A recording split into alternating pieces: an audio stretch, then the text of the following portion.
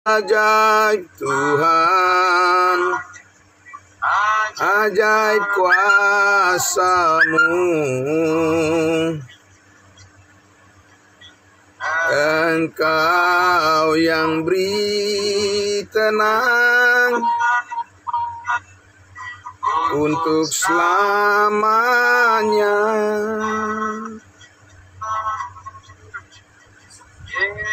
Yesus, Yesus Tuhan, kudus firman-Mu.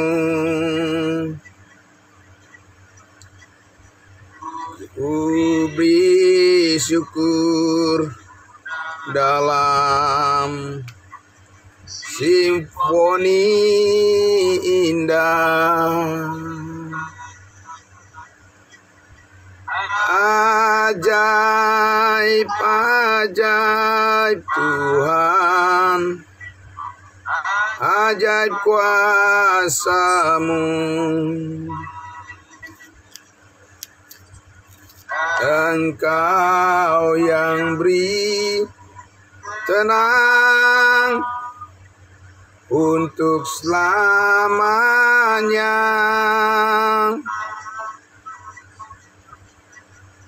Engkau yang beri tenang untuk selamanya.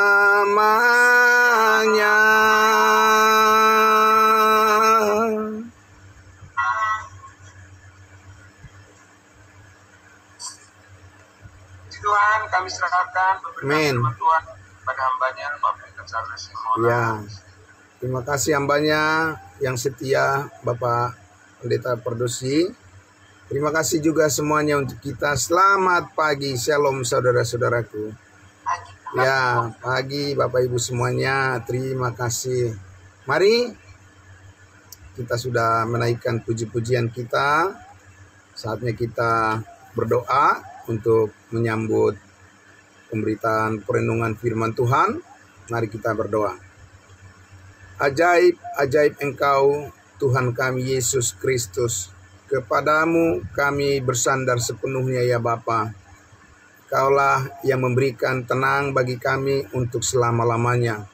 Karena di dalam kasih karunia-Mu hati kami selalu teduh.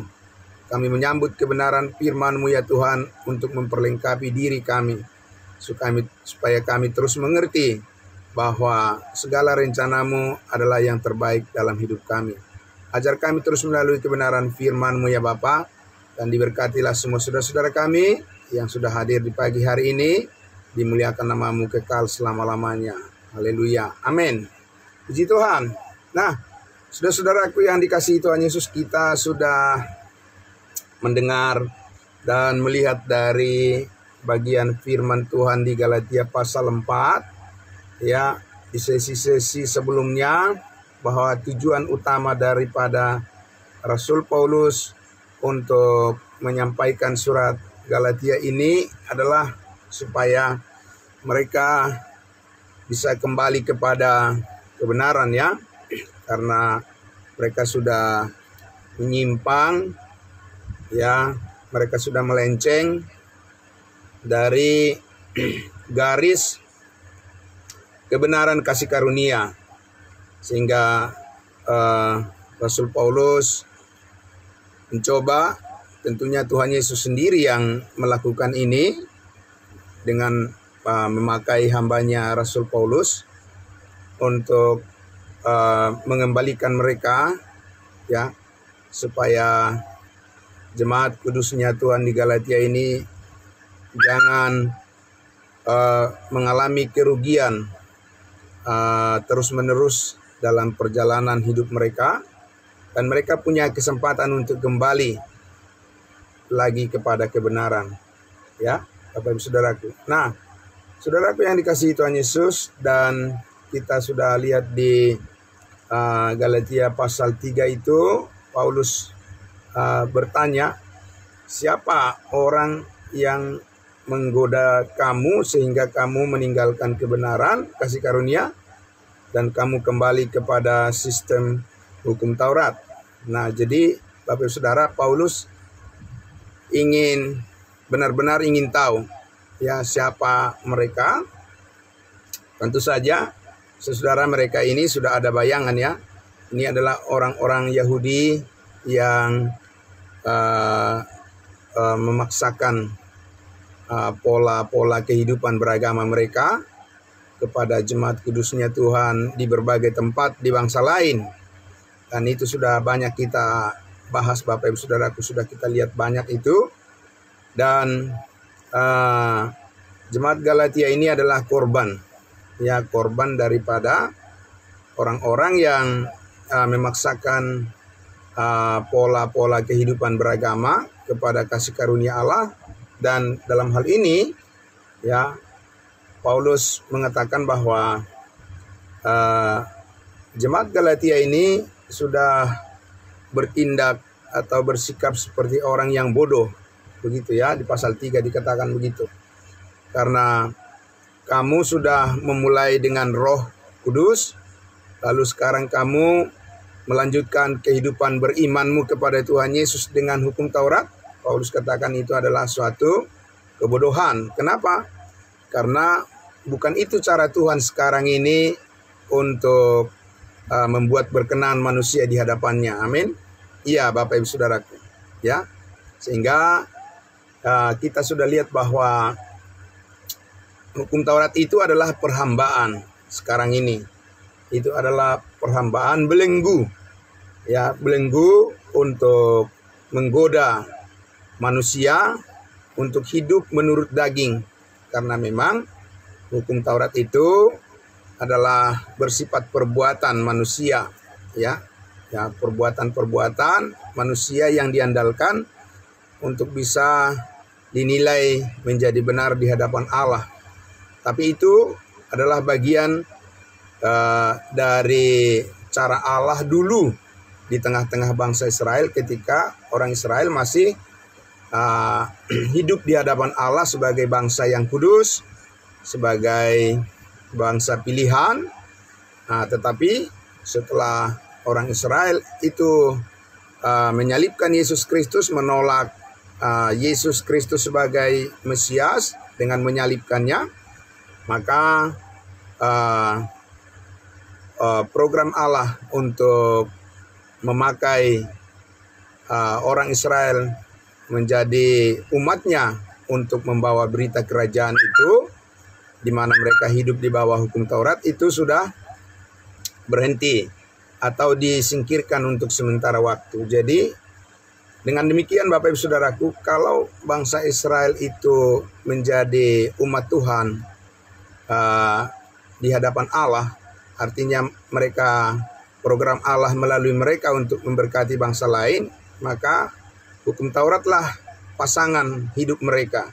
Mereka harus hidup di bawah hukum Taurat. Tapi sekarang kan Bapak Ibu Saudaraku, bukan bangsa Israel yang dipakai oleh Allah untuk memberkati semua orang, tetapi tubuh Kristus, gereja tubuh Kristuslah yang dipakai oleh Allah saat ini, manusia baru, untuk memberkati bangsa-bangsa lain, dan itu tidak hidup di bawah hukum Taurat. Nah, Bapak Ibu Saudaraku yang dikasihi Tuhan Yesus, nah sekarang kalau kita lihat di Galatia pasal 4 ini, ya saya baca sekali lagi dari ayatnya yang ke-12. Aku minta kepadamu saudara-saudara, jadilah sama seperti aku, sebab aku pun telah menjadi sama seperti kamu. Belum pernah kualami sesuatu yang tidak baik daripadamu. Kamu tahu bahwa aku pertama kali telah memberitakan Injil kepadamu oleh karena aku sakit pada tubuhku. Sungguh pun demikian, keadaan tubuhku itu yang merupakan pencobaan bagi kamu, namun kamu tidak menganggapnya sebagai sesuatu yang hina dan yang menjijikkan, tetapi kamu telah menyambut aku sama seperti menyambut seorang malaikat Allah, bahkan sama seperti menyambut Kristus Yesus sendiri. 15. Tetapi betapa bahagianya kamu pada waktu itu, dan sekarang di manakah bahagiamu itu? Karena aku dapat bersaksi tentang kamu bahwa jika mungkin kamu telah mencungkil matamu dan memberikannya kepadaku. Ayat 16.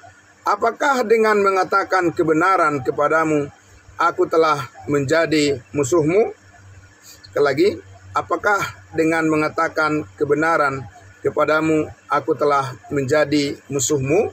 Saudara-saudaraku yang dikasihi Tuhan Yesus, menyampaikan kebenaran itu, mengatakan apa yang benar menurut firman Tuhan itu ada risikonya, Bapak Ibu Saudara, ya.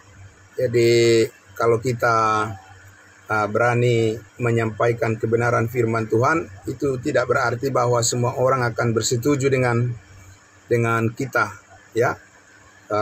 Harapannya sih begitu ya, Bapak Ibu Saudara. Tetapi masalahnya adalah cara pandang manusia itu, ya, sudah dipengaruhi oleh pemikiran-pemikiran yang keliru, dan tidak semua orang merindukan kebenaran.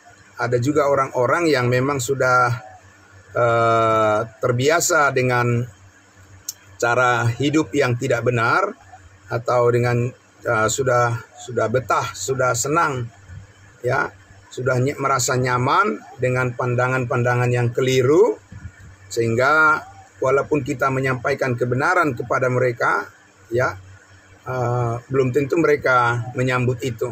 Dan mungkin bisa sebaliknya, saudara-saudaraku, ya, menjelek-jelekkan orang yang menyampaikan kebenaran itu. Seperti Rasul Paulus ini, saudara-saudara, ya. Dan yang sangat memprihatinkan adalah kalau kita lihat di sini, ya, seharusnya orang yang sudah tahu kebenaran, ya, orang yang mengatakan bahwa dia pengikut Yesus, orang yang mengatakan bahwa dia penganut Alkitab, orang yang mengatakan bahwa dia senang memuji-muji Yesus dan mendengarkan firman-Nya, seharusnya mereka harus dengan senang hati menyambut berita Injil kasih karunia Allah, bukan? Ya, tapi tidak demikian, Bapak Ibu Saudaraku, kenyataannya, ya. Ya, kalau kita memberitahu tentang Yesus mati hapus segala dosa, itu orang langsung seperti kena strum gitu ya. Mereka langsung kaget gitu ya. Mereka ada rasa untuk menolak bahwa itu bukanlah sesuatu yang biasa didengar. Nah, saudaraku yang dikasihi Tuhan Yesus, tetapi kita lihat di sini bahwa bagaimanapun kebenaran itu harus disampaikan. Amin. Persoalan orang mau percaya atau tidak itu urusan masing-masing. Ya, amin. Tapi tugas kita adalah kita harus menyampaikannya dengan benar tentunya. Dengan benar dan tepat sesuai dengan firman Tuhan. Itu adalah tugas kita, Bapak Ibu Saudaraku. Resikonya ada resikonya. Ya, Bapak Ibu Saudaraku, resikonya kita sudah lihat ya. Bahkan dari jemaat Galatia ini yang sudah, mereka ini adalah orang yang dilayani oleh seorang rasul gitu ya.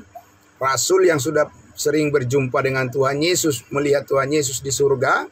Ya, kita lihat toh juga ya mereka, Bapak Ibu Saudaraku, dengan mudah menyimpang dengan rupa-rupa angin pengajaran, permainan palsu, kelicikan manusia yang menyesatkan.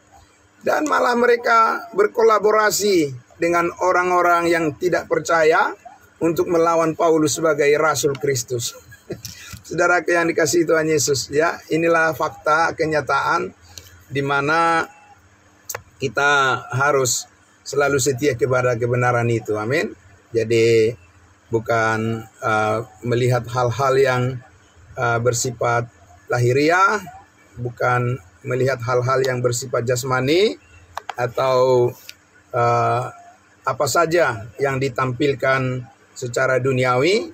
Kita tidak bisa bergantung kepada hal-hal itu, tapi kita tetap setia datang kepada pengetahuan akan kebenaran supaya pikiran dan hati kita bisa terus terbimbing di dalam kesetiaan daripada Kristus Yesus melalui kabar baik yang sudah kita dengarkan bersama. Jadi saudara-saudaraku yang dikasihi Tuhan Yesus, di sini Paulus mengatakan bahwa ketika mereka memegang teguh doktrin yang benar, ketika mereka berpegang teguh kepada kebenaran kasih karunia Allah, ya, maka sikap hati mereka pun untuk mempraktikkan kasih Kristus itu kepada Rasul Paulus, kita lihat di situ sungguh sangat luar biasa. Mereka terbuka untuk berkorban karena kasih itu adalah pengorbanan. Ya, dan tidak segan-segan mereka untuk mendukung pekerjaan Tuhan, pekerjaan pelayanan Kristus, dan mereka dengan tulus hati mengasihi satu dengan yang lain. Tetapi ketika mereka, Bapak Ibu Saudaraku, tergoda oleh pengajaran-pengajaran permainan palsu, ya, dan akhirnya mereka ini, jemaat Galatia ini, berkolaborasi dengan orang yang tidak percaya untuk menjelek-jelekkan, mengata-ngatai Rasul Paulus, dan itu sangat disayangkan, Bapak Ibu Saudaraku, ya. Itu sesuatu yang sangat ironis karena Paulus mengatakan kamu akan rugi banyak, sangat merugikan sekali, sehingga Paulus mencoba untuk menasehati mereka untuk mengembalikan mereka kepada kebenaran. Tapi ada risikonya, Bapak Ibu Saudaraku, sehingga Paulus mengatakan, apakah dengan mengatakan kebenaran kepadamu aku telah menjadi musuhmu? Nah, saudaraku yang dikasihi Tuhan Yesus, jadi harus selalu siap. Setiap pemberita firman, pemberita kebenaran itu, dia harus bergantung sepenuhnya kepada Yesus Kristus, karena di dunia ini adalah tempat di mana kita melihat segala sesuatu bisa berubah. Ya, hati orang bisa berubah, ya, pikiran orang bisa berubah, saudara-saudaraku, tetapi kebenaran firman Allah tidak akan pernah berubah. Amin. Ya, Roh Kudus akan tetap membimbing dan mengajar kita supaya kita tetap setia kepada Kristus. Nah, saudara-saudaraku yang dikasihi Tuhan Yesus, nah karena itulah maka saya akan mengajak kita untuk melihat, saudara-saudaraku, sedikit gambaran daripada ayat 17 yang disampaikan Paulus di sini, Galatia pasal 4 ayat 17. Mereka dengan giat berusaha untuk menarik kamu. Ya, jadi harus kita sadari bahwa adanya orang atau kelompok-kelompok tertentu yang mempunyai motivasi untuk menarik banyak orang, ya, kepada mereka. Untuk apa, saudaraku? Mereka dengan giat berusaha untuk menarik kamu, tetapi tidak dengan tulus hati, karena mereka mau mengucilkan kamu supaya kamu dengan giat mengikuti mereka. Jadi bukan mengikuti kebenaran lagi, tapi mengikuti manusia. Karena motivasi-motivasi mereka adalah bagaimana supaya rencana-rencana mereka lah yang harus diikuti, yang harus dijalankan, bukan bergantung kepada kebenaran firman Tuhan. Jadi menjadi pengikut manusia, ya, Bapak Ibu Saudara, bukan menjadi pengikut Yesus Kristus. Nah, saudaraku yang dikasihi Tuhan Yesus, siapa mereka? Ya, siapa mereka ini yang disebutkan oleh Rasul Paulus yang mempunyai motif-motif untuk menarik banyak orang kepada mereka karena kepentingan tertentu, kepentingan diri mereka sendiri, bukan kepentingan Kristus. Siapa mereka ini, saudara-saudaraku, yang ingin menjadikan banyak orang menjadi pengikut manusia dan bukan menjadi pengikut Kristus? Saya mengajak kita untuk melihat satu bagian gambaran yang disampaikan oleh Rasul Paulus di dalam 2 Korintus pasalnya yang ke-11. Ya, 2 Korintus pasalnya yang ke-11. Ya, saya akan membacakan untuk kita. Ya. 2 Korintus pasal 11. Ya. Jadi jemaat Galatia dan juga jemaat Korintus ini, Bapak Ibu Saudaraku, mereka ini adalah sama-sama jemaat yang jatuh, yang menyimpang dari kasih karunia Allah. Kalau jemaat Galatia itu mereka jatuh karena bersifat doktrin, ya, pengajaran tentang hukum Taurat. Kalau jemaat Korintus ini, saudara-saudaraku, mereka ini adalah orang-orang percaya yang jatuh pada banyak perbuatan-perbuatan yang sangat memalukan, ya, mendukakan Roh Kudus. Dan kita lihat di sini, tetapi saudaraku yang dikasihi Tuhan Yesus, mereka ini menjadi orang yang mencoba untuk menjauh dari kasih karunia Allah.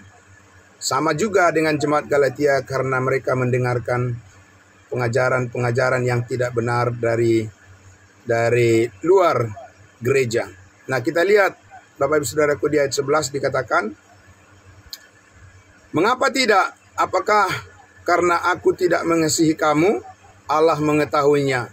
Tetapi apa yang kulakukan akan tetap kulakukan untuk mencegah mereka yang mencari kesempatan guna menyatakan bahwa mereka sama dengan kami dalam hal yang dapat dimegahkan.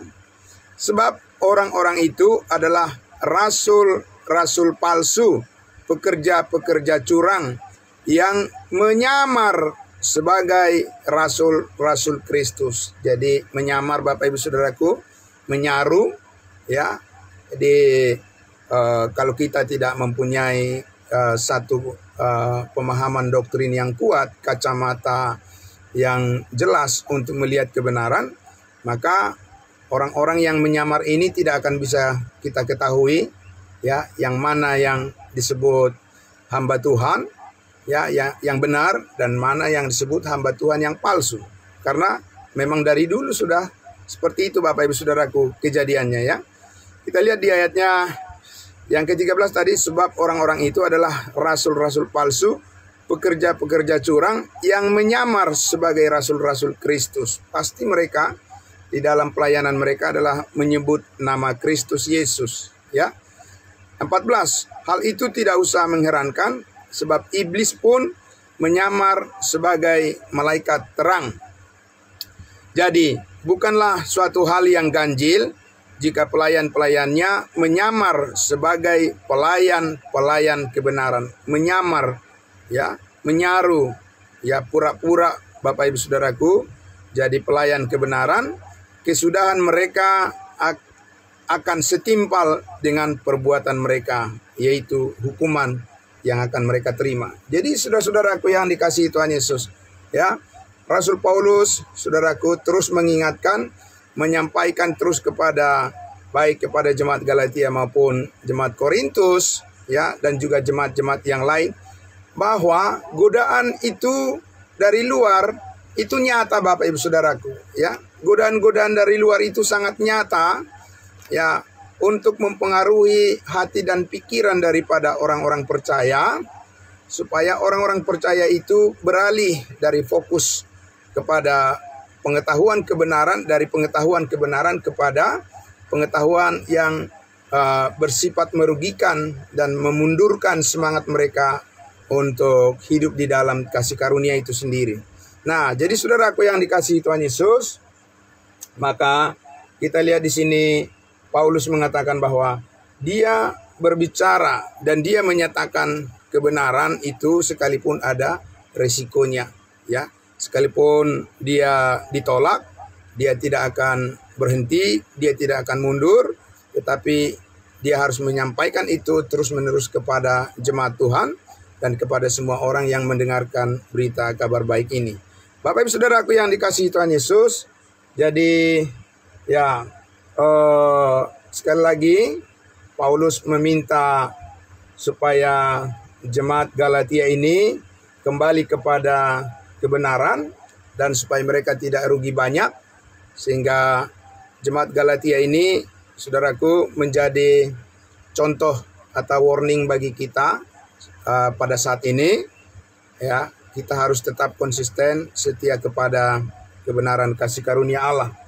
Nah, saudara-saudaraku yang dikasihi Tuhan Yesus, sebetulnya apa yang disampaikan oleh Rasul Paulus di sini adalah bahwa hati nurani mereka yang murni, yang sudah disucikan oleh darah Kristus, oleh karena kebenaran pengajaran-pengajaran yang disampaikan oleh Rasul Paulus, itulah yang membuat hidup mereka, itulah yang membuat cara mereka melayani Tuhan berfungsi sebagaimana mestinya, ya.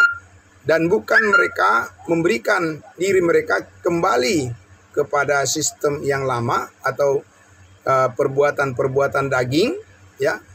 Dan Paulus mengatakan bahwa supaya mereka memberikan diri mereka dipimpin oleh Roh Kudus dan bukan dipimpin oleh kuasa daging. Nah, saudara-saudaraku yang dikasihi Tuhan Yesus, karena itu pada pagi hari ini, ya, saya akhiri dulu pada pagi hari ini perenungan kita, karena saya juga masih dalam kondisi belum sempurna kesehatan saya, dan mohon doanya juga, ya, untuk semua saudara-saudaraku yang dikasihi Tuhan Yesus. Kita akan jumpa besok pagi lagi, dan terima kasih untuk kehadiran kita semuanya. Tetap semangat melayani Tuhan, dan tetap semangat untuk datang pada pengetahuan akan kebenaran. Tidak akan pernah kita tukarkan apa yang sudah kita pahami. Ya, kebenaran kasih karunia Allah ini adalah jalan hidup yang terbaik yang kita jalani untuk mengenal semua apa yang Tuhan rencanakan dalam hidup kita. Semuanya adalah yang terbaik dan yang menguatkan kita setiap hari. Terpujilah Tuhan kita Yesus Kristus. Mari kita berdoa. Bapa di dalam surga, terima kasih, kami sangat bersyukur pada pagi hari ini semua orang-orang percayamu yang selalu setia dengan kerinduan yang besar, ya Tuhan. Kami ingin agar hidup kami difungsikan oleh Tuhan dengan banyak manfaat dan juga berguna bagi banyak orang. Dan kami mohon campur tangan kebaikan Tuhan untuk memperbaharui terus akal budi pikiran kami dengan semua kebenaran yang Engkau nyatakan bagi kami. Karena kami sangat rindu, ya Tuhan, banyak orang yang mendengarkan kebenaran Injil kasih karunia-Mu ini. Banyak orang yang terberkati, sukacita, dan mengerti arti daripada bagaimana mengikuti Yesus yang sesungguhnya saat ini. Terima kasih Bapa, diberkati semua saudara-saudara kami yang sudah berkenan hadir pada pagi hari ini. Kami akan berjumpa besok pagi lagi, dan biarlah Engkau memberkati semua pekerjaan kami. Apa yang kami lakukan hari ini, Engkau yang membuat berhasil, karena di dalam kasih karunia-Mu kami dicukupkan. Di dalam nama Tuhan Yesus kami berdoa. Haleluya. Amin. Amin. Terima kasih. Selamat pagi. Amin. Ya, terima kasih.